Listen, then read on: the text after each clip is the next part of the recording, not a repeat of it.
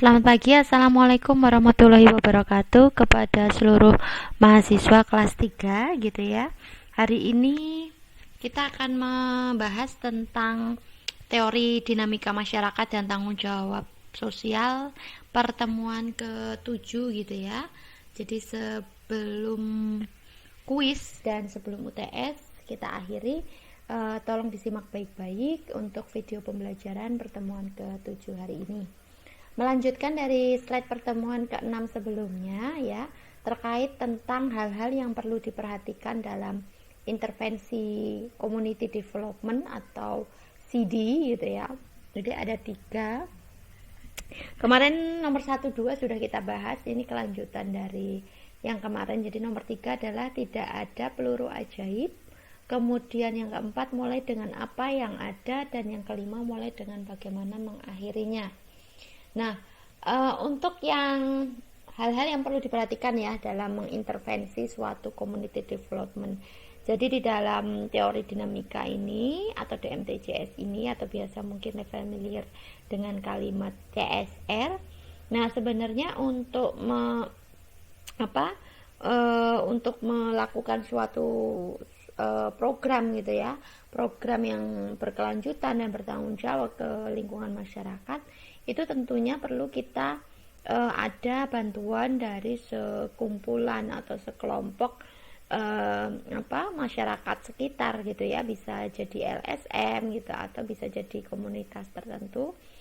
Nah, pada umumnya kita pada saat melakukan mitra gitu ya, kerjasama dengan beberapa pihak tadi, kadang-kadang ada hal-hal yang berlawanan gitu ya, tentunya dengan pihak pihak kerjasama tadi, ke pihak mitra gitu ya, pihak kelompok masyarakat gitu, dengan pihak industri atau pihak yang akan mengadakan program CSR ke masyarakat. Nah, oleh karena itu akan terjadi suatu timbul adanya intervensi tertentu. Nah, termasuknya nanti intervensi itu akan berdampak ke community development-nya gitu kan. Nah, bisa jadi hal yang tidak kita duga itu menjadi terjadi gitu, karena adanya komunikasi yang kurang efektif, kurang efisien, dan kurang searah gitu ya. Nah, itulah hal-hal itulah yang perlu dihindari, sehingga tidak akan muncul adanya peluru ajaib ini gitu, kita sebut sebagai peluru ajaib, karena hal ini bisa membuat itu tadi masalah yang kontroversial gitu, yang kontradiksi dari tujuan awal kita, visi misi kita gitu ya, bersama-sama untuk memberikan solusi terbaik ke lingkungan masyarakat. Sehingga hal ini perlu diperhatikan dan harus dihindari kalau bisa gitu ya. Nah, oleh karena itu kita juga harus setelah kita sudah mengetahui tahap 1, 2, 3 tadi, kemudian kita harus juga mengetahui untuk terhindar dari hal-hal yang tidak kita inginkan tadi, kita harus mulai dengan apa yang ada. Jadi ada apa yang terjadi, atau apa yang terlihat, atau apa yang mungkin tak terlihat pada saat itu gitu ya, namun bisa ditelisik, bisa dikoreksi, bisa dicari dengan berbagai instrumen atau dengan berbagai cara gitu ya, untuk mengetahui apa yang ada gitu ya di lingkungan masyarakat sekitar yang kita tuju gitu. Nah, untuk apa? Untuk setelah kita tahu apa yang ada di situ, kita bisa mengidentifikasi, kita bisa merumuskan, kita bisa membantu mereka memberikan pertanggungjawaban sosial di masyarakat gitu ya. Nah, nantinya itu kan kita melakukan suatu program itu kan pasti ada awal gitu ya, ada awalnya, dan kita juga berharapnya akhirnya atau outputnya itu juga sesuai dengan harapan kita. Nah, tentunya output yang kita inginkan itu memang kita harus capai dengan beberapa strategi tertentu, dan prosedur yang ada harus memang tersistematis gitu loh, sehingga pada akhirnya nanti output yang kita inginkan itu sesuai. Jadi kita harus memulai dengan awal yang baik, dengan awal yang bijak, sesuai dengan target, sesuai dengan plan-plan. Nah, pada akhirnya nanti output yang kita berikan juga akan memberikan sesuatu hasil yang sesuai gitu. Nah, itu kita harus tahu awal dan akhirnya itu harus berujung manis, istilahnya seperti itu. Kemudian selanjutnya adalah mengembangkan usaha lokal. Ini penting. Kenapa gitu ya? Setelah kita sudah masuk di suatu community development gitu ya, kita memberikan berbagai solusi dari permasalahan mereka hadapi, problem solving gitu ya, mereka akan merasa terhargai, teranggap gitu ya, dan mereka sangat memberikan angin segar bagi mereka gitu ya. Nah, kita harus terus berinovasi, beride kreatif. Nah, salah satunya adalah yang saat ini memang jadi hits gitu ya, masih isu terkini, adalah pengembangan kearifan lokal di daerah tersebut. Nah, itu juga salah satu menjadi terobosan atau solusi yang akan diberikan di mana masyarakat tentang CSR. Jadi program CSR yang akan diberikan itu kita menelisik atau menembak tentang pengembangan usaha lokal. Nah, ini hal-hal yang perlu diperhatikan. Yang pertama adalah salah satu komponen utama dalam tanggung jawab sosial adalah memastikan bahwa masyarakat yang berada di sekitar lokasi kegiatan bisnis menjadi sejahtera.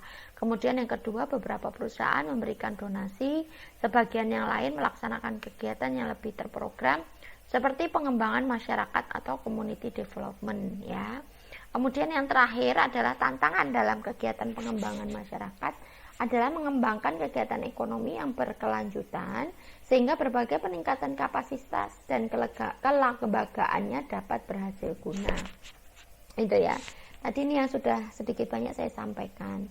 Kemudian yang terakhir, telah menjadi kesadaran banyak pihak bahwa upaya mensejahterakan masyarakat perlu mengintegrasikan pengembangan usaha lokal sebagai bagian dari tanggung jawab itu sendiri. Gitu. Jadi tentunya salah satu ide kita untuk melakukan solusi gitu ya, memberikan solusi ke mereka dengan pengembangan kearifan lokal tadi, tentunya kita berharap output terakhirnya itu bisa bersinergi, bisa berintegrasi gitu ya. Berintegrasi dari berbagai aspek. Maksudnya berintegrasi itu tidak hanya campur tangan dari si pemberi solusi saja, tapi terintegrasi juga dari community development yang ada, kemudian masyarakat tentunya gitu ya, kemudian pihak eksternal lainnya yang mendukung adanya program ini gitu, pengembangan ini gitu. Nah, selanjutnya ada 4 aspek utama. Nah, dalam perusahaan yang mewujudkan tanggung jawab sosialnya dengan mengembangkan usaha lokal, itu mereka perlu memperhatikan 4 aspek utama, yaitu pasar, kemudian aset, kemudian persaingan, dan kemudian inovasi. Nah, kalau contoh untuk aspek pasar, itu adalah bila ada komplek perkantoran atau pabrik, maka patut diduga ada kebutuhan makan untuk para pekerjanya. Beberapa banyak pekerja kantor atau pabrik akan menentukan berapa banyak sih potensi orang yang akan memerlukan makan, kapan mereka makan. Bila kantor atau pekerja mulai kegiatan sangat pagi, para pekerja kemungkinan membutuhkan sarapan, makan siang juga mereka butuhkan dan sebagainya. Jadi contoh aspek pasar di sini adalah kebutuhan internal dari perusahaan itu dulu ya. Kebutuhan internalnya terspesifiknya adalah di karyawan gitu ya. Di karyawan kita benar-benar perlu memperhatikan kebutuhan mereka per individunya yang sangat berbeda-beda gitu ya. Nah, sehingga kita generalkan, setelah itu kita berikan kebutuhan yang sesuai dengan pasar gitu ya. Kemudian yang kedua, aspek aset. Nah, di sini adalah modal. Jadi pada suatu saat kita akan melakukan program gitu ya ke masyarakat gitu ya, tentunya kita juga harus memiliki modal. Nah, modal inilah yang bisa dijadikan sebagai contoh aspek aset. Walau syukur-syukur modal ini bisa berdampak atau berkepanjangan jangkanya ya, jangka waktunya bisa berkepanjangan, kurang lebih seperti itu. Kemudian contoh aspek pesaing. Nah, ini wirausahaan perlu mengidentifikasi pesaing, yaitu mereka yang menjual barang atau jasa yang sama atau memiliki kegunaan serupa, berapa banyak pesaing, kemudian barang atau jasa apa yang mereka jual, bagaimana mereknya, bagaimana harganya, bagaimana pemuasan pembeli gitu ya. Nah, ini kita sebagai pengusaha atau sebagai industri gitu ya perlu memperhatikan. Baik, kemudian aspek inovasi ini yang terakhir, ini juga penting diperlukan dari jiwa-jiwa pengusaha maupun industriawan untuk memberikan ide-ide kreatif secara berkesinambungan gitu ya, dengan kurun waktu tertentu dan berkelanjutan dengan jangka panjang dengan jangka panjang gitu ya, sehingga tidak mandek di situ saja.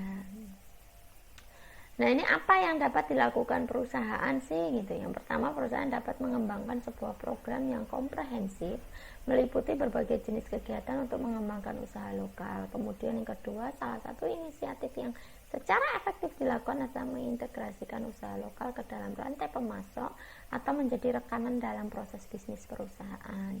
Kemudian beberapa hal yang berpotensi menjadi penghambat itu, yang pertama legalitas, kemudian ada skala usaha, kemudian ada proses produksi, kemudian ada manajemen gitu ya.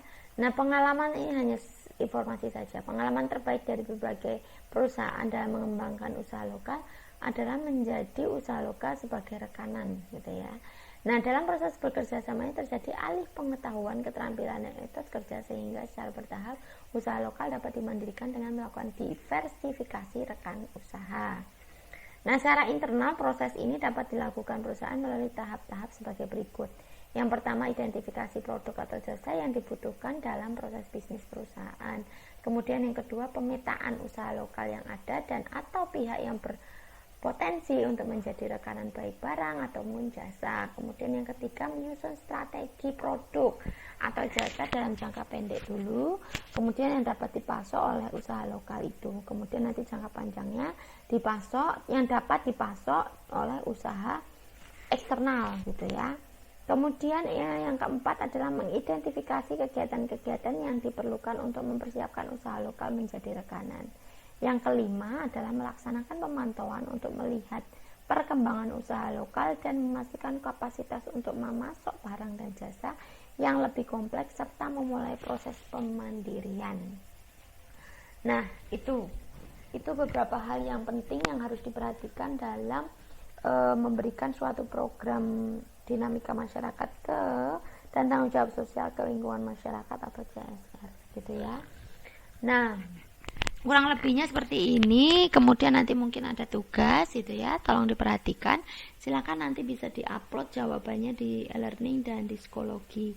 Kemudian apabila ada pertanyaan yang kurang jelas gitu ya dari materi yang Ibu sampaikan hari ini, silakan melakukan diskusi di WA group maupun ke Wabri di jam kerja jam 2 hingga jam 8 hingga dari jam 8 hingga pukul jam 2 siang gitu ya. Nah, sementara ini dulu ya. Terima kasih atas perhatiannya. Mohon maaf apabila ada salah kata. Ibu akhiri. Assalamualaikum warahmatullahi wabarakatuh. Tetap jaga kesehatan dan patuhi prokes kalian di mana saja.